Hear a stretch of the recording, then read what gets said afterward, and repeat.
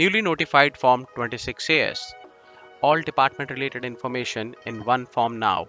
Recently, CBDT has notified a rule along with Form 26AS to share annual financial information of each taxpayer and not only of the taxes paid by them. New 26AS will provide information in respect of specified financial transactions, which include transactions of purchases, sale of goods, property, services, investments, expenditure, taking or accepting any loan or deposits of such value as may be prescribed but not less than Rs 50,000. It will also provide information about income tax demand, refund, pending proceedings, or completed proceedings, which may include assessment under various sections of Income Tax Act. If the taxpayer is undergoing any appeal, it will also be shared in Form 26AS. It means that any interactions that you are having with Income Tax Department or any other department, that will be captured in this form now. Welcome to CA Consult Research. Earlier 26AS provide information about taxes paid by way of TDS, TCS or self-assessment taxes. But that will not be the case now. It's a live document as this will be updated regularly every 3 months from the end of the month in which such information is received. 26AS will act as a complete financial profile of the taxpayer for that particular financial year.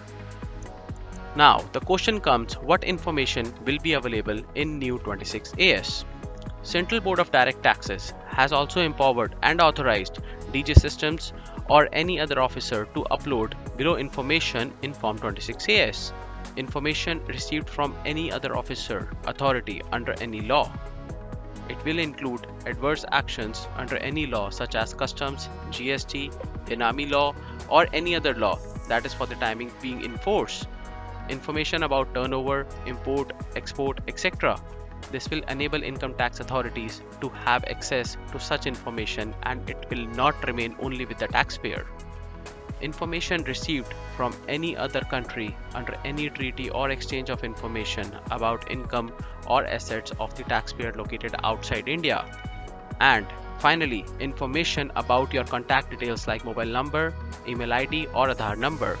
It means that any information related to any department, be it GST, be it customs, be it Benami law, or any such department, that will be captured in this form now. Now let's understand the implications of this new Form 26AS.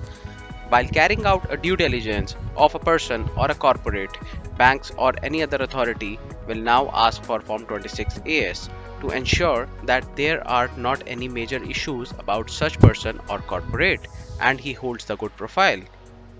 Also, it's hard time for the taxpayer to hide information from any bank or financial institution or any such authority about any proceedings against him under any law.